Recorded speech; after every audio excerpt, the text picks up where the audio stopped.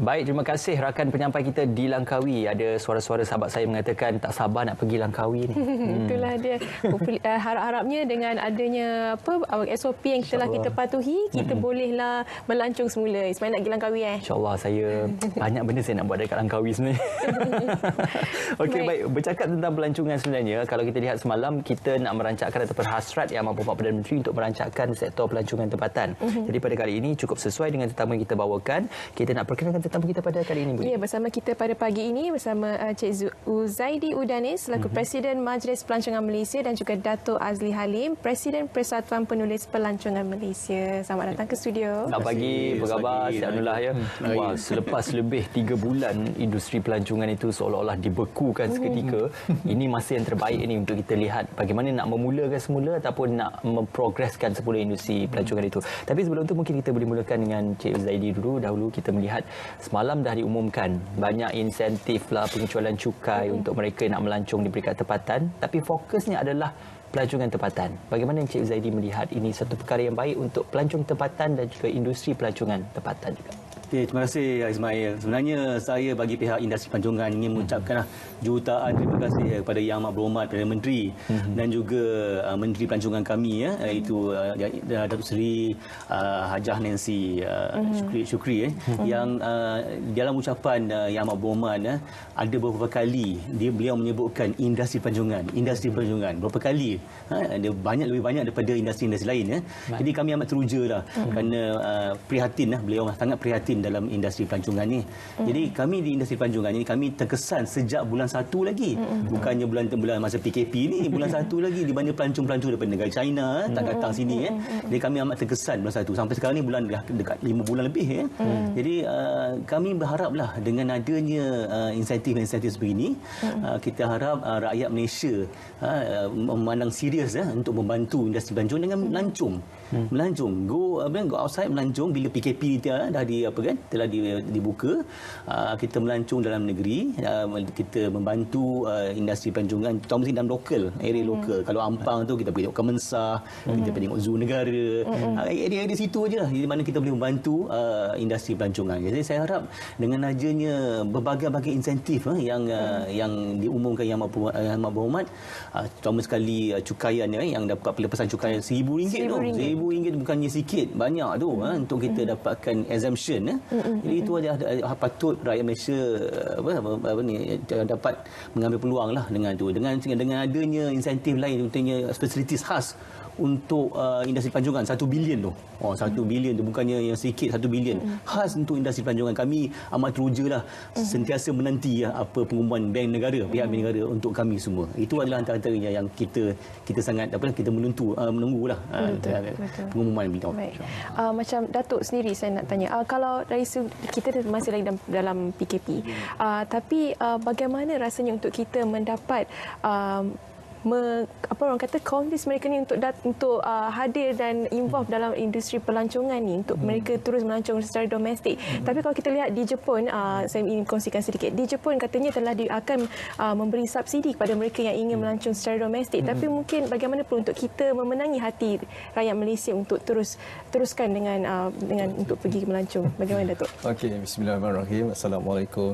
Okey, sebenarnya ialah kalau macam Adam sendiri cakap tadi, kita dah tak sabar-sabar nak pergi melancong kan. Saya lagi lah memang tak boleh duduk rumah, memang kerja kita semua industri pelancongan ni sebab happiness. Kita nak memberikan keseronokan kepada semua orang kalau boleh.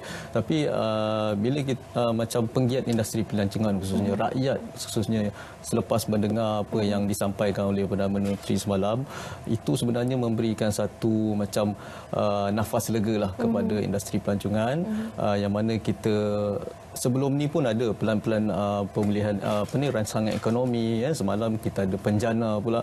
Ini sebenarnya memberi satu suntikan semangat baru kepada industri pelancongan untuk lebih maju ke hadapan. Kalau kita bandingkan dengan negara-negara lain, mungkin negara lain tu ada dia punya insentif mereka tersendiri, tapi kita di Malaysia ni sebenarnya kita patut rasa bersyukur sebab kerajaan kita menawarkan macam-macam insentif. Macam saudara Uzaidi cakap tadi, kita ada dapat 1 bilion nama ni peruntukan kepada industri pelancongan dan juga pelepasan cukai dan sebagainya. Ini sebenarnya satu rangsangan yang cukup bagus kepada industri pelancongan. Apa yang kita melihat sekarang ni adalah dua perkara yang kita perlu tekankan. Pertamanya daripada segi pemulihan ekonomi itu sendiri, dan yang keduanya adalah daripada segi bagaimana kita nak meyakinkan rakyat untuk pergi melancong. Sebab apa, mungkin akan timbul dalam hati kita sendiri, kalau kita nak pergi melancong selepas ni, bagaimana daripada segi faktor keselamatan dia, daripada segi kebersihan dia. Ini semua perkara-perkara yang perlu kita ambil kira. Selain daripada kita nak menjaga industri ataupun ekonomi industri pelancongan itu sendiri, kita sebagai rakyat Malaysia yang nak pergi melancong, mungkin kita akan memilih destinasi di dalam negara kita dulu, kan? Dan ini berkait dengan apa yang diumumkan semalam, yang mana insentif sebanyak RM1,000 sebagai pelepasan cukai, dan juga ada cash rebate, wang digital insentif sebanyak RM50 tu, e-wallet kan, yang akan diberikan. Yang ini pun kita boleh guna pakai untuk merangsangkan lagi minat orang untuk pergi melancong. Okey, banyak insentif dan juga peruntukan diberikan yang boleh kita tebus sebagai pelancong tempatan. Tapi lebih menariknya adalah apabila Datuk menyebut tentang SOP pematuhan itu tadi, kita lihat negeri Sabah sudah pun memula untuk membuka sempadannya untuk menggalakkan rakyat Malaysia datang ke negeri Sabah, mungkin untuk tujuan bekerja, melancong dan sebagainya. Jadi dengan syarat mesti mengambil ujian kesihatan COVID-19 terlebih dahulu dan disahkan negatif. Jadi ini mungkin salah satu daripada prosedur-prosedur yang boleh kita guna pakai untuk di peringkat tempatan dan juga seluruh negara untuk menggalakkan semua orang pergi ke destinasi pilihan masing-masing. Cik Zadi. Ya, sebenarnya di bawah Tourism Productive Nexus melalui Malaysia Productive Corporation, kami telah mengadakan satu SOP, satu certification persigilan untuk industri pelancongan, di mana dipanggil Malaysia Tourism Excellence Certification. Dan ini antaranya faktor-faktor yang penting untuk kita tengokkan supaya semua industri pelancongan, penyiap-penyiap industri mematuhi SOP itu.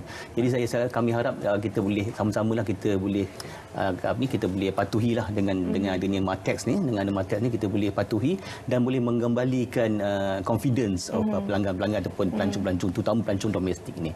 Pentinglah untuk kita tengok supaya kita janganlah kita tak patuh, terutama tak patuh SOP ni, dan juga merebakkan wabak-wabak virus ni. Sebenarnya virus vaksin ni tidak ditemui lagi, jadi kita kena patuhilah. Tapi sepatutnya kita harus lihat supaya semua aktiviti pelancongan tu kalau boleh dibuka. Sekarang ni tak buka. Sekarang tak buka. Jadi macam mana SOP pun kita tak buka, jadi sama juga. Jadi bagaimana bantuan-bantuan yang banyak yang dah diberi oleh kerajaan, kalau tak buka, kalau kita tak boleh terima pelancong, jadi kosonglah, back to square one, back to zero. Jadi kami berharaplah dengan adanya pengumuman akan datang ni, mungkin PKP tu akan di lift ataupun akan dilonggarkan khas untuk aktiviti-aktiviti pelancongan. Kita banyak aktiviti pelancongan macam jungle trekking. Tak ada crowd play kan, kita ada patuhi social distancing. Jadi sebenarnya kita ni industri pelancongan, kita bila buat booking, kita terima booking, kita dah tahu dah pelanggan-pelanggan tu. Dia bukannya pergi kedai pergi makan je, kita tahu pelanggan tu di mana. Tapi kami dari industri pelancongan, kami tahu ini daripada yang ni. Kami dah tahu, dapat data tu dah tahu dah. Jadi sepatutnya kami ni punya pelanggan lebih selamat lagi lah daripada kalau kita pergi ke shopping center, kita tahu siapa mereka ni. Kita package tour, kita tahu ini daripada mana, daripada ni siapa dia tinggal di mana, kita tahu dah, data tu ada pada kami. Dari segi keselamatan memang saya rasa kita boleh patuhi. Saya haraplah sangat dengan adanya flexibility untuk kita buka ruang untuk aktiviti-aktiviti pelancongan. Tapi kena patuh SOP. SOP itu adalah MATEX. Okey, baik. Satu perkara yang cukup baik juga.